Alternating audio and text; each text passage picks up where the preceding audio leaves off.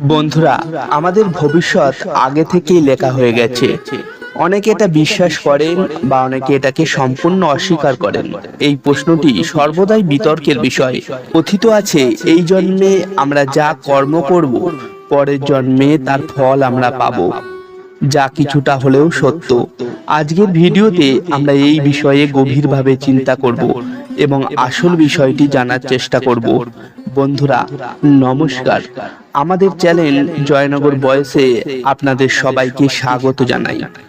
আজ কিছু পৌরাণিক কাহিনী এবং ধর্মগ্রন্থের সাহায্যে আমরা বোঝার চেষ্টা করব যে আসলে আমাদের ভাগ্য কি আগে থেকেই লেখা হয়ে থাকে, না এটা আমাদের কর্ম যা আমাদের ভবিষ্যতের গতিপথ নির্ধারণ করে।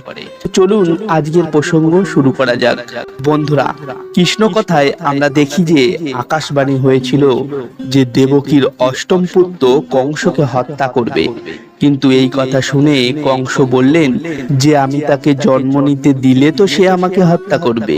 এই ভেবে যখনই দেবকীর কোনো সন্তান জন্ম হয়, তখনই কংস সেখানে এসে জন্মের কয়েক ঘন্টার মধ্যেই তাকে হত্যা করতেন।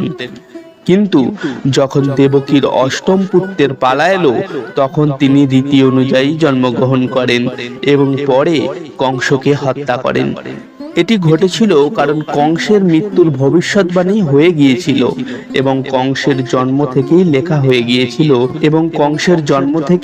হয়ে গিয়েছিল সে মারা যাবে কিভাবে এবং কার হাতে। শুধু তাই নয় বন্ধুরা, এই পৃথিবীতে যে মানুষই জন্মেছে তার ভবিষ্যৎ আগেই লেখা হয়ে গেছে। একজন মানুষ কিভাবে জন্মগ্রহণ করবে, সে কোথায় থাকবে এবং জীবনে সে কি কি সমস্যার সম্মুখীন হবে, সবই বিধির বিধান এবং চাইলেও তা পরিবর্তন করা যায় না। এর সাথে আমরা আপনাকে বলে রাখি যে এমন অনেক পৌরাণিক ধর্মশাস্ত্র ও গ্রন্থ রয়েছে যাতে প্রমাণ রয়েছে যে অনেক মহাপুরুষের ভাগ্য প্রথম থেকেই লেখা হয়েছে।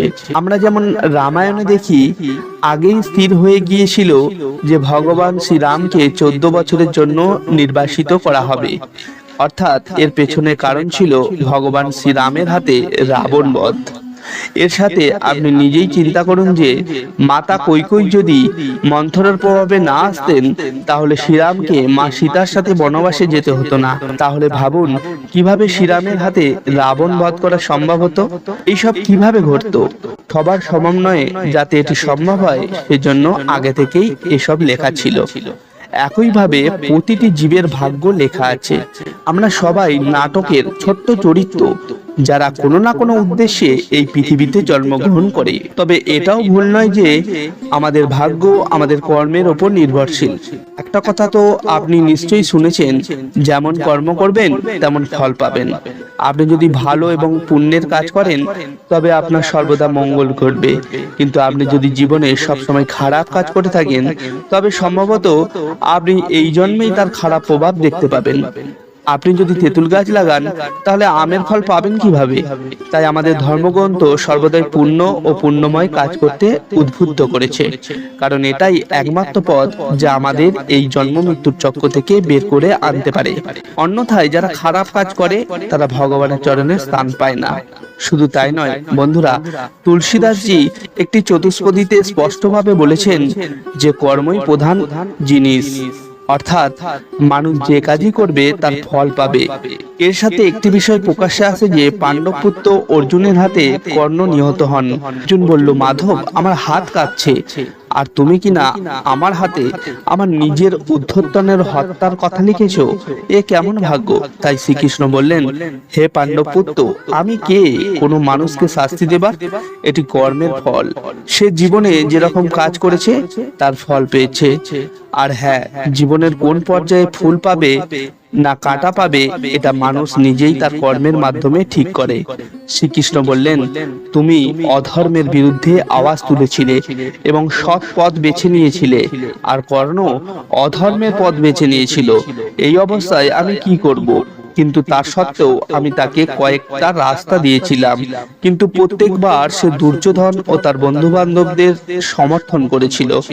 ভগবদ গীতার এই অধ্যায় থেকে আমরা এটা শিখি যে ভগবান আমাদের কিছু অপশন দেন, তাতে আমরা আমাদের করা খারাপ কাজের প্রায়শ্চিত্ত করতে পারি।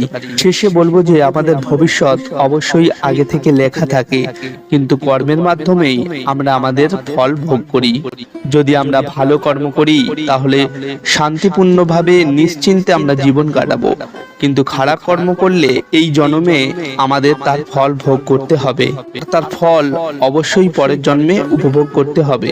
বন্ধুরা, আজ এই পর্যন্তই, দেখা হবে পরের ভিডিওতে। ধন্যবাদ।